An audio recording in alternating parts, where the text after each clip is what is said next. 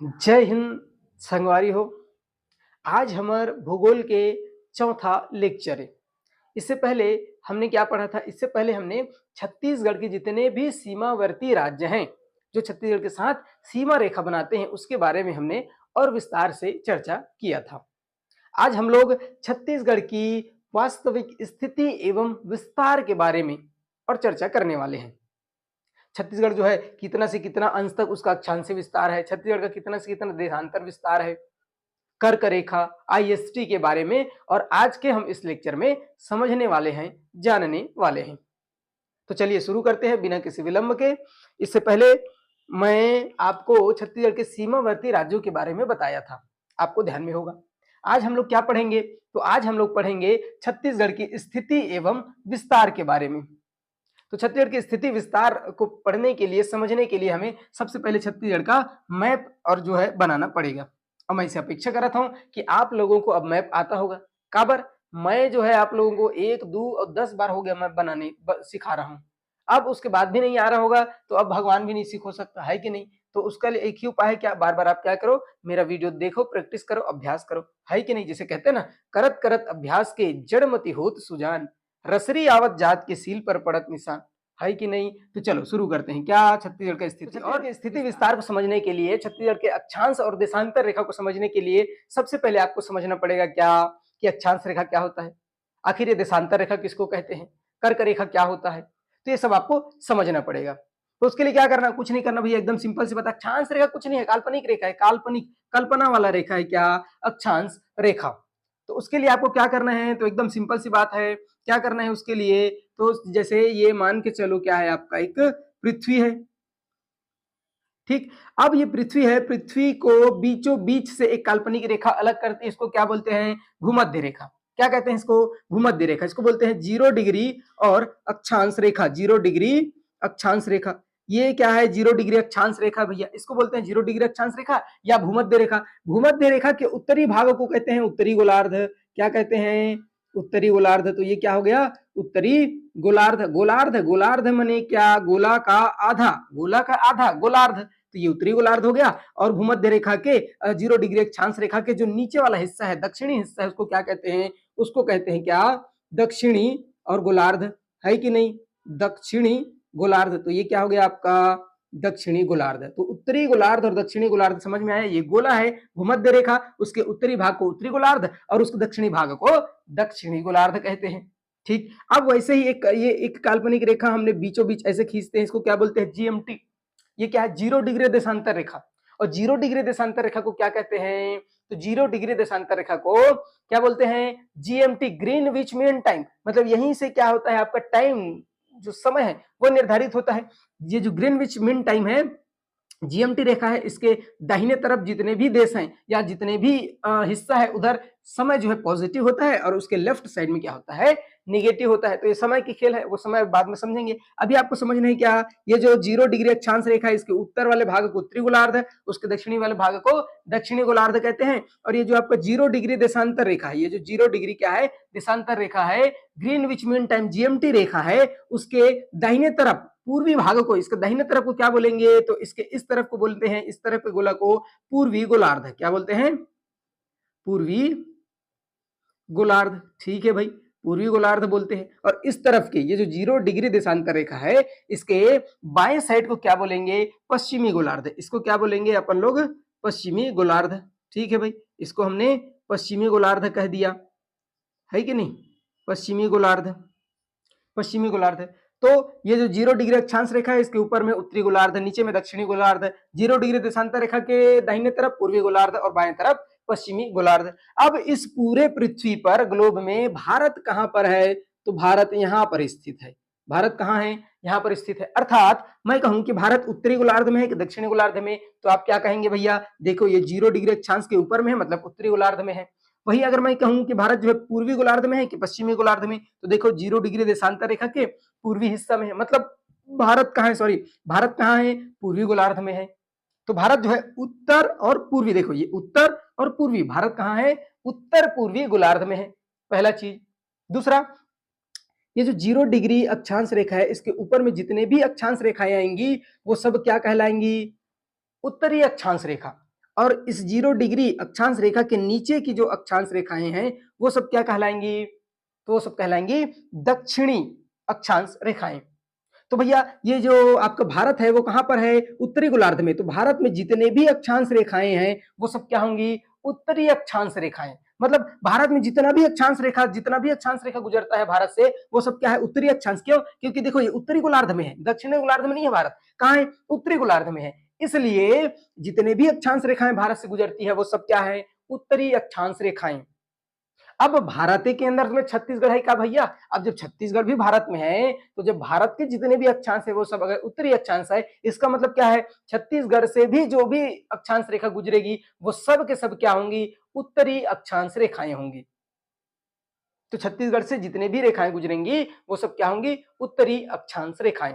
वही देशांतर की बात करें तो भारत कहां है? पूर्वी गोलार्ध में है, इसलिए यहाँ की जितने भी देशांतर रेखाएं होंगी वो सब के सब क्या होंगी? पूर्वी देशांतर रेखाएं।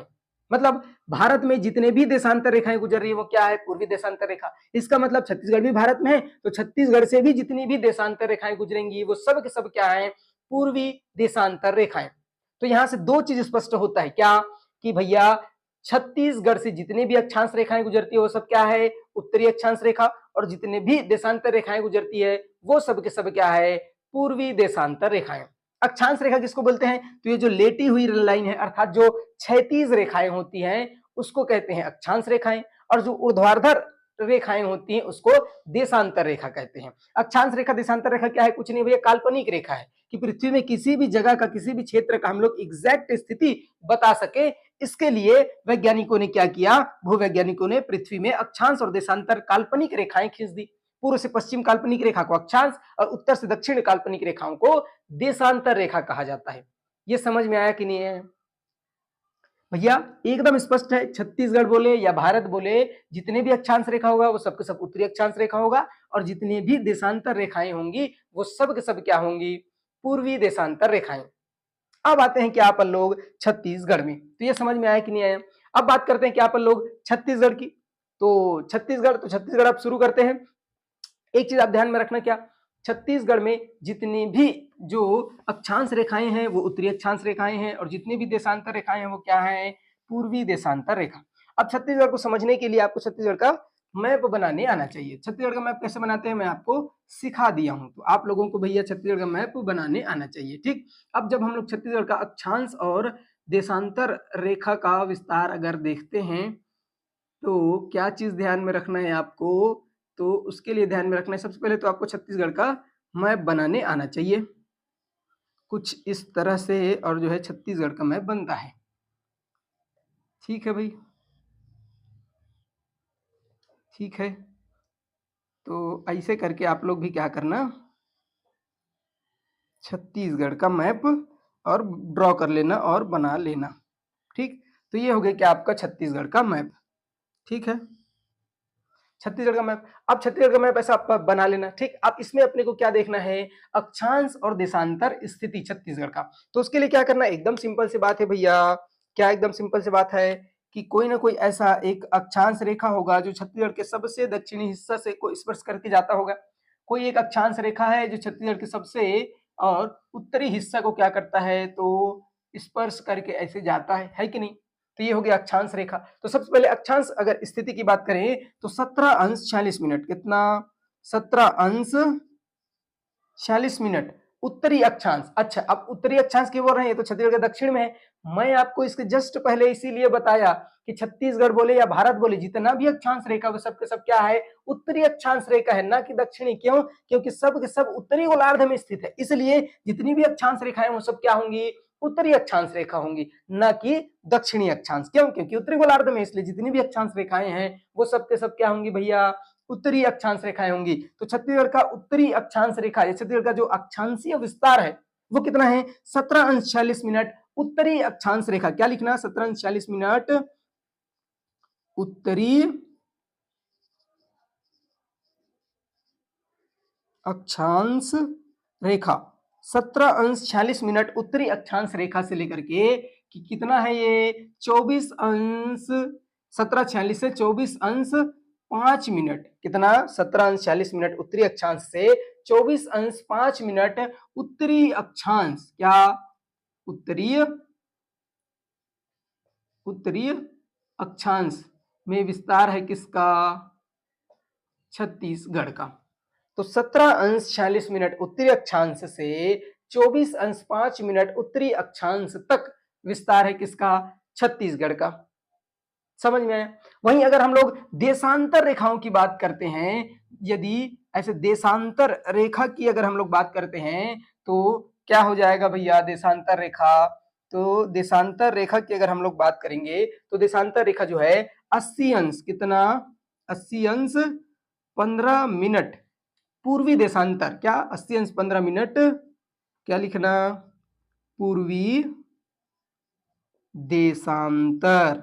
ठीक, तो 80 अंश 15 मिनट पूर्वी देशांतर से लेकर के और 84 अंश 25 मिनट पूर्वी देशांतर, ठीक। तो ये विस्तार है क्या, छत्तीसगढ़ का।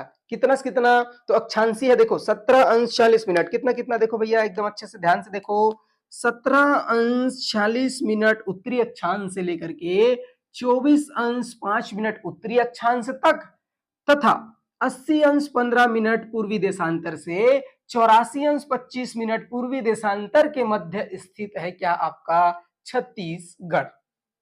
समझ में आया कि नहीं आया। और इसको एक दो नहीं कई बार पूछता है कि छत्तीसगढ़ का अक्षांशीय विस्तार कितना है, देशांतर विस्तार कितना है, तो दांत नहीं पुरना है, क्या करना है, बताना है। कैसे बताना है, मैं बता दे भैया, क्या बता दे। तो अच्छा, ये उत्तरी अक्षांश क्यों है, क्योंकि सब उत्तरी गोलार्ध में है, इसलिए जितनी भी अक्षांश रेखा सब उत्तरी अक्षांश रेखा। पूर्वी देशांतर दोनों तरफ पूर्वी क्यों है, क्योंकि भारत जो है पूर्वी गोलार्ध में स्थित है और भारत में जितने भी देशांतर रेखा वो सबके सब पूर्वी देशांतर रेखा, इसलिए दैट्स वाई जितने भी देशांतर है छत्तीसगढ़ में सबके सब क्या है, पूर्वी देशांतर रेखा। तो छत्तीसगढ़ का पूर्वी देशांतर विस्तार कितना है, 80 अंश 15 मिनट पूर्वी देशांतर से लेकर के 84 अंश 25 मिनट पूर्वी देशांतर तक। वहीं अक्षांश की बात करें तो 17 अंश 40 मिनट उत्तरी अक्षांश से 24 अंश 5 मिनट उत्तरी अक्षांश तक छत्तीसगढ़ का क्या है, और अक्षांशीय और देशांतर विस्तार है, यह छत्तीसगढ़ की स्थिति है। तो समझ में आया कि नहीं आया, मेरे को बताओ। क्या उत्तरी अक्षांश रेखा और पूर्वी देशांतर रेखा 17 46 से 24 5, 80 15 से 84 25, ये हो गया क्या छत्तीसगढ़ का अक्षांशीय और देशांतर विस्तार। समझ में आया कि नहीं आया। अब बात करते हैं क्या पर लोग, छत्तीसगढ़ की लंबाई और चौड़ाई। तो छत्तीसगढ़ का उत्तर से दक्षिण की लंबाई कितनी है, तो इसके लिए क्या करना, एकदम सिंपल सी बात है। यदि दो अक्षांश रेखाओं के बीच की बात करें तो दो अक्षांश रेखाओं के बीच 111 किलोमीटर की दूरी होती है। क्या, दो अक्षांश रेखाओं के बीच 111 किलोमीटर की दूरी होती है। और कितनी अक्षांश रेखाएं हैं, तो आप देख लो 17 46 से 24, मतलब लगभग 7 के आसपास आएगा। तो 7 से गुणा करोगे तो कितना जाएगा, 777। अरे भैया 111 को 7 से गुणा करोगे तो कितना जाएगा, 777 के आसपास। इसलिए आयोग ये कहता है कि छत्तीसगढ़ का उत्तर से दक्षिण की जो लंबाई है वो कितना है, 700 से 800 किलोमीटर। कितना है भाई, 700 से 800 किलोमीटर है क्या छत्तीसगढ़ का, और कुल उत्तर से दक्षिण की लंबाई कितना है, 700 से 800, एक डेटा नहीं लेता है, 700 से 800। अच्छा, ये तो हो गया लंबाई। अब कहे कि छत्तीसगढ़ का पूर्व से पश्चिम की चौड़ाई कितनी है, तो चौड़ाई कितनी है तो बताया, दो अक्षांश बोले या देशांतर बोले, उसके बीच की दूरी 111 किलोमीटर। और कितने हैं, 80 से 84, मतलब 4 देशांतर है। तो यदि आप 111 से 4 को गुणा करोगे तो कितना जाएगा, 444। तो अप्रोक्सीमेटली कितना लेता है, 444 न लेकर के 435 किलोमीटर। ठीक है भाई, छत्तीसगढ़ का उत्तर से दक्षिण की जो चौड़ाई है वो कितना है, 435 किलोमीटर। और छत्तीसगढ़ का उत्तर से दक्षिण की लंबाई कितनी है, 700 से 800, और पूर्व से पश्चिम की चौड़ाई कितनी है, तो 435 किलोमीटर। समझ में आया कि नहीं आया। तो छत्तीसगढ़ की लंबाई कितनी, 700 से 800 किलोमीटर, छत्तीसगढ़ की चौड़ाई कितनी, 435 किलोमीटर। बनी कि नहीं बनी भैया, सोच भाई बताओ। मैं जिसे बताता हूँ वैसे सोच भाई याद रखना है, ठीक है। तो छत्तीसगढ़ की लंबाई 700 से 800 किलोमीटर, चौड़ाई 435 किलोमीटर, तो किलोमीटर में है लंबाई और चौड़ाई। अक्षांशीय विस्तार कितना है, तो 17 46 से 24 5 उत्तरी अक्षांश रेखा। देशांतर विस्तार कितना है छत्तीसगढ़ का, इसे पूछे तो क्या बताना है, 80 अंश 15 मिनट पूर्वी देशांतर से लेकर के 84 अंश 25 मिनट पूर्वी देशांतर के मध्य स्थित है क्या, आपका छत्तीसगढ़। समझ में आई इसकी नहीं आई?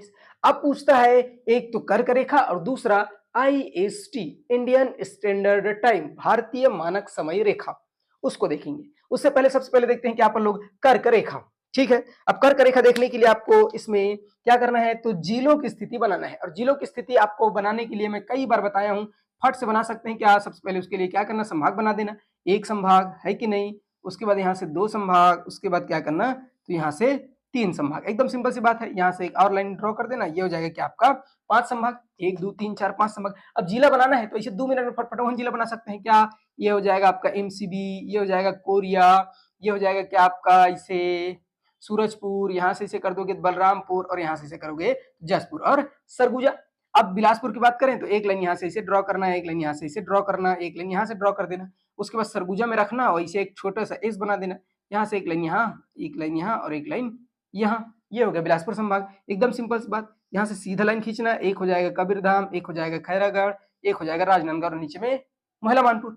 उसके बाद क्या करना है, तो जस्ट नीचे से एक लाइन ऐसे खींचना, इस वाली लाइन के ऊपर से खींचना, तो ये बेमेतरा, दुर्ग और बालोद। अब बिलासपुर की बात करें, सॉरी रायपुर की बात करें, तो रायपुर संभाग बनाना तो बहुत आसान है। कैसे बनाएंगे, तो यहाँ से एक लाइन सीधा पकड़ के इसे ले जाना है, ठीक है। उसके बाद यहाँ से एक डिब्बा इसे बना देना है, एक लाइन यहाँ बना देना, एक लाइन यहाँ बना देना।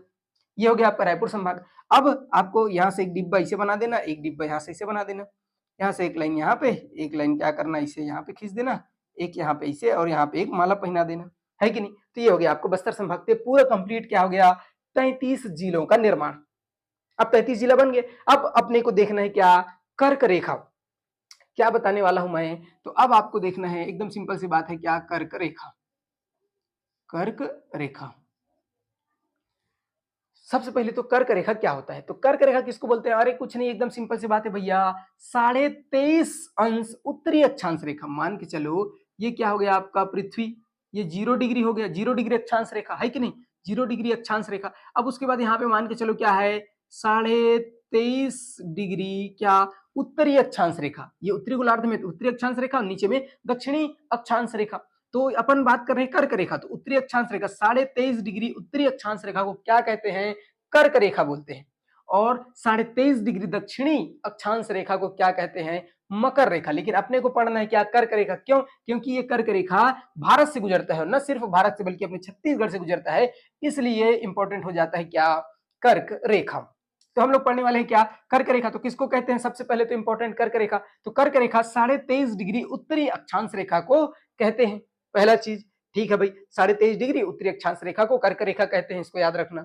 दूसरी बात क्या, ये जो कर्क रेखा है ये भारत के बीचों बीच से गुजरता है और भारत को लगभग 2 बराबर भागों में अलग कर देता है, विभाजित करता है। उत्तर भारत और दक्षिण भारत कितने राज्य से होकर के गुजरता है, तो ये जो कर्क रेखा है ये भारत के 8 राज्यों से गुजरता है। कौन कौन से 8 राज्य है, तो सबसे पहले गुजरात, गुजरात के बाद राजस्थान, राजस्थान के बाद मध्य प्रदेश, मध्य प्रदेश के आगुम छत्तीसगढ़, छत्तीसगढ़ के आगुम झारखंड, झारखंड के आगुम पश्चिम बंगाल, पश्चिम बंगाल के बाद त्रिपुरा और उसके बाद मिजोरम। इस प्रकार से 8 राज्यों से होकर गुजरता है क्या, कर्क रेखा। अब उस 8 राज्य में से एक राज्य है कौन सा, छत्तीसगढ़, जिसमें से होकर के कर्क रेखा गुजरता है, ठीक है भाई। अब छत्तीसगढ़ से कर्क रेखा गुजरता है, किसको कहते हैं कर्क रेखा, 23.5 डिग्री उत्तरी अक्षांश रेखा को कर्क रेखा कहते हैं, जो कि भारत के 8 राज्यों से गुजरता है, उसमें से एक क्या है आपका छत्तीसगढ़। अब छत्तीसगढ़ में किस किस जिला से होकर के गुजरता है इसे पूछ देता है, तो एकदम सिंपल सी बात है, मान के चलो यहाँ पे क्या है आपका 23.5 डिग्री उत्तरी अक्षांश रेखा और ये किस किस जिलों से होकर के गुजरता है, ऐसे गुजरता है ये, ठीक है। ये क्या है आपका 23.5 डिग्री और उत्तरी अक्षांश रेखा, इसको कहते हैं हम लोग क्या, कर्क रेखा। तो ये हो जाएगा क्या आपका कर्क रेखा 23.5 डिग्री और उत्तरी अक्षांश रेखा, है कि नहीं। तो ये जाएगा आपका 23.5 डिग्री उत्तरी अक्षांश रेखा मतलब कर्क रेखा, छत्तीसगढ़ से होकर गुजरता है। कितने जिलों से, तो 4 जिलों से गुजरता है। देखो MCB महिला मानपुर, मतलब सॉरी MCB मतलब मनेन्द्रगढ़, चिरमिरी, भरतपुर, उसके बाद कोरिया, उसके बाद सूरजपुर, उसके बाद बलरामपुर, 4 जिलों से होकर गुजरता है क्या, कर्क रेखा। समझ में आया क्या। अब 4 जिला में सबसे ज्यादा बलरामपुर जिला से गुजरता है और सबसे कम कोरिया जिला, ये देखो जी, सबसे कम कोरिया जिला से गुजरता है और सबसे ज्यादा बहुत लंबा कहां से गुजर रहा है, बलरामपुर जिला से। तो सबसे ज्यादा बलरामपुर जिला से और सबसे कम कोरिया जिला से गुजरता है। कितने जिलों से गुजरता है कर्क रेखा, तो कर्क रेखा छत्तीसगढ़ के 4 जिलों से गुजरता है। कौन कौन सा, तो मनेन्द्रगढ़, चिरमिरी, भरतपुर, कोरिया, सूरजपुर और बलरामपुर। 4 जिलों से होकर के गुजरता है, क्या? आपका कर्क रेखा। समझ में आई इसका कि नहीं है कि नहीं? तो ये होगी इस कर्क रेखा, ध्यान में रखना है। समझ में इस कर्क रेखा, कर्क रेखा का है भैया 23.5 डिग्री और उत्तरी अक्षांश रेखा है। भारत 2 बराबर भागों में बांटता है कि नहीं? समझ में इस कर्क रेखा। अब बात करते हैं कहां पर लोग आईएसटी, आईएसटी मतलब क्या हो, इस इंडियन स्टैंडर्ड टाइम। क्या? इंडियन स्टैंडर्ड टाइम मतलब भारतीय मानक समय रेखा। क्या? भारतीय मानक समय रेखा, है कि नहीं? तो वो कितने जिलों से होकर के गुजरता है? तो एकदम सिंपल सी बात है, जैसे, है कि नहीं? तो मान के चलो यहां से इसे अगर ये गुजर रहा है, ठीक है, ये इस प्रकार से इसे गुजरता है। अब आपको लग रहा होगा ये आप तिरछा तिरछा कैसे बनाए हैं, है कि नहीं? तो ये भैया एक काल्पनिक रेखा है जो इस प्रकार से इन जिलों से गुजरता है। जरूरी नहीं कि इसको मैं एकदम सीधा ही बनाऊं, सीधा बनाऊंगा तो दिया जाएगा, इधर को नहीं छूता है तो सब मामला गड़बड़ा आ जाएगा। इसलिए जिस जिस जिला से होकर गुजरता है उसको मैं बता रहा हूँ। ये क्या है भैया? तो इसको बोलते हैं क्या? आईएसटी। कितना डिग्री होता है ये? तो ये होता है 82.5 क्या? पूर्वी देशांतर रेखा। कितना? 82.5 कितना? 82.30 मतलब 82.5 या आप 82.5 भी लिख सकते हैं। तो 82.5 पूर्वी देशांतर, जो खड़ी लाइन होती है, सॉरी जो ऊर्ध्वाधर लाइन होती है उसको क्या बोलते हैं? देशांतर। और चूंकि सबके सब पूर्वी होती है इसलिए इसको पूर्वी देशांतर बोलते हैं। कितना अंश? 82.5 पूर्वी देशांतर रेखा को क्या कहते हैं? इसको कहते हैं IST, Indian standard time. IST, Indian standard time, भारतीय मानक समय रेखा। क्या कहते हैं? भारतीय मानक समय रेखा, इंडियन स्टैंडर्ड टाइम, आईएसटी। तो कितना डिग्री है आईएसटी? कितना डिग्री को बोलते हैं? 82.5 पूर्वी देशांतर रेखा को क्या कहते हैं? तो 82.5 पूर्वी देशांतर रेखा को कैथन का हमान आईएसटी, है कि नहीं? तो ये आईएसटी हो गया भैया, 82.5 पूर्वी देशांतर रेखा। ठीक है। अब ये जो है कितने राज्यों से, तो भारत के संदर्भ में देखें तो ये 5 राज्यों से गुजरता है। उत्तर प्रदेश से शुरू होता है, उत्तर प्रदेश के नैनी नामक स्थान से गुजरता है। इलाहाबाद के बगल में है नैनी। इलाहाबाद नहीं भैया, हाँ इलाहाबाद तो खत्म हो गया, प्रयागराज, प्रयागराज के बगल में है नैनी। अब नैनी से होकर गुजरता है क्या? 82.5 पूर्वी देशांतर रेखा। और वो क्या है? भारतीय मानक समय, मतलब वहां पे जो टाइम रहेगा वही टाइम पूरे भारत में लागू होगा। वैसे तो देशांतर के हिसाब से देखें तो टाइम में अंतर रहता है बिकट सारा। 2 देशांतर के बीच में 4 मिनट का अंतर हो जाता है। कितना? 4 मिनट का। एक मतलब क्या है कि छत्तीसगढ़ में देखो 4 देशांतर के अंतर है, ये मेरे का है, इनमें 80, इनमें 84, मतलब 4 देशांतर। तो एक देशांतर 2 देशांतर के बीच में कितना? 4 मिनट। तो 4 देशांतर 4 चौक 16, 16 मिनट 36 सेकंड के टाइम के अंतर थे का जसपुर और ये बीजापुर के टाइम में। लेकिन हम टाइम अंतर कर सकते का? नहीं कर सकन। काबर नहीं कर सकन? हमारे यहाँ सिर्फ एक टाइम जोन है, केवल एक। क्या? 82.5 पूर्वी देशांतर रेखा, इसको बोलते हैं आईएसटी रेखा, इंडियन स्टैंडर्ड टाइम। यानी कि ये लाइन में जे बजे रही वही पूरे भारत में लागू हुई, है कि नहीं? ये बात समझ में इसकी नहीं आई? अब ये जो 82.5 पूर्वी देशांतर रेखा है ये किस किस जिलों से होकर गुजरता है? छत्तीसगढ़ का। ऐसे पूछते तो जब ऐसे पूछते तो हम बता सकत हन का? एकदम आसानी से बता सकत हन। कौन कौन से जिला से होकर गुजरता है? तो एकदम सिंपल से बात है। कौन सा? तो देखो सूरजपुर और कोरिया, 2 जिला देखो, एक सूरजपुर एक Korea, Surajpur Korea, Surajpur Korea. समझ में इसका? तो सूरजपुर कोरिया 2 हिस्से, तो सूरजपुर कोरिया, उसके बाद कोरबा, उसके बाद जांजगीर चांपा, उसके बाद बलौदा बाजार, उसके बाद महासमुंद, उसके बाद गरियाबंद। कितना जिला हो गया? 1 2 3 4 5 6 7। कितने जिलों से कोई गुजर रहा है? ये 7 जिलों से। और ये जो कर्क रेखा है कितने जिलों से गुजरता है? 4 जिलों से। कर्क रेखा 4 जिलों से गुजरता है। आईएसटी 7 जिलों से गुजरता है। कौन कौन सा? कोरिया और सूरजपुर, उसके जस्ट नीचे में कोरबा, उसके जस्ट नीचे में जांजगीर चांपा, उसके नीचे में बलौदा बाजार, उसके नीचे में महासमुंद, उसके नीचे में गरियाबंद। इस तरह से 7 जिलों से होकर गुजरता है आईएसटी, इंडियन स्टैंडर्ड टाइम, भारतीय मानक समय रेखा। और कर्क रेखा जो है 4 जिलों से गुजरता है, एमसीडी, कोरिया, सूरजपुर और बलरामपुर। समझ में इसकी नहीं है? तो ये हो गया क्या आपका IST, Indian standard time. Bharat के 5 राज्यों से गुजरता है, जैसे उत्तर प्रदेश, मध्य प्रदेश, छत्तीसगढ़, उसके बाद उड़ीसा, उसके बाद आंध्र प्रदेश। उसमें एक आपका छत्तीसगढ़ है। अब छत्तीसगढ़ में कितने जिलों से गुजरता है? 7 जिला। कितना जिला? 7 जिला। बोलो बोलो बोलो, कितना जिला? 7 जिला। कौन कौन से 7 जिला? तो ध्यान में रखना। कौन सा? तो ऊपर से चालू करना। सबसे पहले कोरिया, सूरजपुर, उसके नीचे में कोरबा, उसके नीचे में जांजगीर चांपा, उस जांजगीर चांपा के जस्ट नीचे में क्या? बलौदा बाजार, उसके नीचे में महासमुंद, उसके नीचे में गरियाबंद। इस प्रकार से 7 जिला से गुजरता है क्या? आपका आईएसटी, 82.5 पूर्वी देशांतर रेखा। और कर्क रेखा, तो कर्क रेखा 4 जिलों से गुजरता है, 23.5 उत्तरी अक्षांश रेखा को कहते हैं कर्क रेखा। 4 जिलों से गुजरता है। कौन कौन सा? तो एमसीडी, कोरिया, सूरजपुर और बलरामपुर। कभी कभी पूछ देता है, जब आयोग का दिमाग खराब हो, बताता हूं ना, बहुत दिमाग खराब होता है उसका कभी कभी, तो ये पूछ देता है कि ये जो कर्क रेखा और आईएसटी है, भारतीय मानक समय रेखा, कर्क रेखा और भारतीय मानक समय रेखा एक दूसरे को कहां पर काटते हैं, कहां पर प्रतिच्छेद करते हैं, तो ये दोनों एक दूसरे को कोरिया जिला में क्या करता है, प्रतिच्छेद करता है, मतलब इंटरसेप्टिक पॉइंट है, मतलब एक दूसरे को काटते हैं, एक दूसरे को प्रतिच्छेद करते हैं, क्या, आईएसटी और कर्क रेखा, कहां पर, कोरिया जिले में, कोरिया जिले के कहां, कोरिया जिला के सोनहत तहसील, और सोनहत तहसील में भी कहां, बालम की पहाड़ी, कोरिया जिला सोनहत तहसील बालम की पहाड़ी पर, और कर्क रेखा और आईएसटी जो है एक दूसरे को प्रतिच्छेद करते हैं। ऐसे कई बार पूछा, आपको ध्यान में रखना है। कर्क रेखा 4 जिलों से गुजरता है, आईएसटी जो है 7 जिलों से गुजरता है। ये सूरजपुर वाले डेढ़ होशियार हैं, डेढ़ ढाई होशियार है, क्यों, क्योंकि यहाँ का जिला प्रशासन जो है एक ठो बोर्ड टांग के रखा है कि नहीं नहीं नहीं नहीं, ये जो कर्क रेखा और आईएसटी का कटान बिंदु है वो हमारे जिला में है, सूरजपुर में है, ऐसे ये लोग बोर्ड टांगे हैं। लेकिन अभी ये लेटेस्ट करंट का मुद्दा है कि इसमें वैज्ञानिक लोग सर्वे किए और वो लोग पाए कि वास्तव में जो कर्क रेखा और आईएसटी का प्रतिच्छेद बिंदु है, इंटरसेप्टिंग पॉइंट है, वो कहां है, कोरिया जिला के सोनहत तहसील के बालम की पहाड़ी में है। इसको आप ध्यान में रखना। तो ये हो गया क्या, छत्तीसगढ़ का स्थिति एवं विस्तार। फिर से एक बार देखेंगे छत्तीसगढ़ का स्थिति एवं विस्तार। छत्तीसगढ़ का अक्षांशीय विस्तार कहां से कहां तक है, 17 अंश 46 मिनट उत्तरी अक्षांश से 24 अंश 5 मिनट उत्तरी अक्षांश एवं 80 अंश 15 मिनट पूर्वी देशांतर से 84 अंश 25 मिनट पूर्वी देशांतर के मध्य छत्तीसगढ़ स्थित है। ठीक है भाई। कर्क रेखा तो 23.5 अंश उत्तरी अक्षांश रेखा को कर्क रेखा कहते हैं, जो कि छत्तीसगढ़ के 4 जिला, कौन कौन से 4 जिला, एमसीबी, कोरिया, सूरजपुर और बलरामपुर से होकर गुजरता है, जिसमें सबसे कम कोरिया से और सबसे ज्यादा बलरामपुर से होकर गुजरता है। कर्क रेखा के सबसे निकटतम शहर कौन सा है, बैकुंठपुर, पूछा था एक बार, ध्यान में रखना, क्या, कर्क रेखा के सबसे निकटतम बिंदु कौन सा है, निकटतम शहर कौन सा है, तो बैकुंठपुर। बैकुंठपुर कहां है, तो कोरिया जिला का जिला मुख्यालय को बोलते हैं क्या, बैकुंठपुर, है कि नहीं। ये विष्णु भगवान का जो लोक है बैकुंठ लोक, वो वाली बात नहीं, ये बैकुंठपुर कहां है, तो बैकुंठपुर कहां है, ये कोरिया जिला में है, इसको ध्यान में रखना, इसको सुरता रखना। ठीक है। अब उसके बाद आईएसटी, इंडियन स्टैंडर्ड टाइम, भारतीय मानक समय रेखा के बारे में चर्चा करते हैं। तो किसको कहते हैं, 82.5 अंश पूर्वी देशांतर रेखा, जो कि भारत के 5 राज्य प्रयागराज के नैनी से होकर गुजरता है, वो छत्तीसगढ़ से भी गुजरता है, और छत्तीसगढ़ के 7 जिला, कितने जिला, 7 जिला, कितने जिला, 7 जिला से गुजरता है।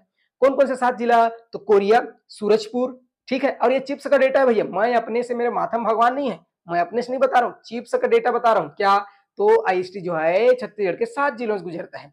कौन कौन से 7 जिला, तो सबसे पहले कोरिया, फिर सूरजपुर, नीचे आना, नीचे में क्या है, कोरबा, कोरबा के नीचे में जांजगीर चांपा, उसके नीचे में बलौदा बाजार, उसके नीचे में महासमुंद, उसके नीचे में गरियाबंद। इस तरह से 7 जिलों से गुजरता है। और ये जो कर्क रेखा और आईएसटी है, इंडियन स्टैंडर्ड टाइम है, दोनों का प्रतिच्छेद बिंदु, कटान बिंदु कहां है, तो कोरिया जिला के सोनहत तहसील के बालम की पहाड़ी पर स्थित है। ऐसे पूछते भैया, तो मैं बता दें, अब बाकी याद रखना नहीं रखना तुहर जिम्मेदारी है, तुहर काम है कि नहीं। तो ये हो गया आपका आईएसटी, हो गया कर्क, हो गया अक्षांशीय विस्तार और देशांतर विस्तार हो गया। छत्तीसगढ़ का उत्तर से दक्षिण की लंबाई कितना है, तो उत्तर से दक्षिण की लंबाई 700 से 800 किलोमीटर, पूर्व से पश्चिम की चौड़ाई कितनी है, या छत्तीसगढ़ की चौड़ाई कितनी है, तो 435 किलोमीटर, कितना, 435 किलोमीटर। इसको आप लोग सोच बाय याद रखना, ठीक है भाई। तो आप लंबाई और चौड़ाई ध्यान में रख लेना, है कि नहीं। अब उसके बाद ये बता दिया हूं, छत्तीसगढ़ का सबसे उत्तरतम जिला कौन सा है, बलरामपुर, सबसे दक्षिणी जिला सुकमा, सबसे पूर्वी जिला जसपुर, और सबसे पश्चिमी जिला क्या है, आपका बीजापुर। कभी कभी उसका दिमाग खराब होता है, पूछता है कि सबसे उत्तरतम तहसील कौन सा है, जिला तो ठीक है बलरामपुर है, तहसील कौन सा है, इसे पूछता है। तो सबसे उत्तरतम तहसील, तो यहाँ पे बलरामपुर जिला में एक तो तहसील है रामानुजगंज तहसील, कौन सा तहसील, तो रामानुजगंज, क्या, रामानुजगंज, गंज, ठीक, रामानुजगंज तहसील। तो सबसे उत्तरतम तहसील कौन सा है, रामानुजगंज तहसील। और सबसे दक्षिणी तहसील कोंटा, कौन सा, कोंटा, सबसे दक्षिणी तहसील कोंटा। सबसे पूर्वी तहसील जसपुर नगर, कौन सा, जसपुर और नगर, ऐसा इसका नाम है तहसील का, क्या, जसपुर नगर। तो सबसे पूर्वी तहसील जसपुर नगर। सबसे पश्चिमी तहसील भोपालपट्टनम, बीजापुर में है क्या, भोपालपट्टनम, भोपालपट्टनम, बीजापुर में है आपका भोपालपट्टनम। तो सबसे पश्चिमी तहसील भोपालपट्टनम। समझ में आई कि नहीं आई? सबसे पूर्वी जिला जसपुर, सबसे पश्चिमी जिला बीजापुर, सबसे उत्तरी जिला बलरामपुर, सबसे दक्षिणी जिला सुकमा, सबसे उत्तरी तहसील रामानुजगंज, सबसे दक्षिणी तहसील कोंटा और सबसे पूर्वी तहसील क्या जसपुर नगर, सबसे पश्चिमी तहसील भोपाल पट्टनम। है कि नहीं? बनी कि नहीं बनी? तो ये हो गया कि आपका उत्तरी, दक्षिणी, पूर्वी, पश्चिमी पूछे बता सकते हैं। लंबाई पूछी छत्तीसगढ़ के 700 से 800 किलोमीटर, चौड़ाई 435 किलोमीटर, अक्षांशीय विस्तार 1746 से 24.5, देशांतर विस्तार 8015 से 8425, कर्क रेखा 4 जिलों से, आईएसटी 7 जिलों से एक दूसरे को काटते हैं कोरबा जिला के सोनहत तहसील के बालम की पहाड़ी में। तो ये बनेगा कि नहीं बनेगा आप बताओ। तो ये हो गया क्या छत्तीसगढ़ का स्थिति एवं विस्तार। अब चाहें तो इसको एक बार देख सकते हैं अच्छे से। ये हो गया छत्तीसगढ़ का स्थिति एवं विस्तार। आईएसटी 7 जिलों से गुजर रहा है, कर्क रेखा 4 जिलों से गुजर रहा है। सबसे पूर्वी आपका जिला कौन सा है, पश्चिमी जिला कौन सा है, उत्तरी जिला कौन सा है, दक्षिणी जिला कौन सा है, ये सब मैं आपको बता दिया हूं। बनेगा कि नहीं बनेगा? ठीक है, तो आज की क्लास यहीं समाप्त करते हैं। अब बाकी नेक्स्ट क्लास कल देखेंगे। धन्यवाद।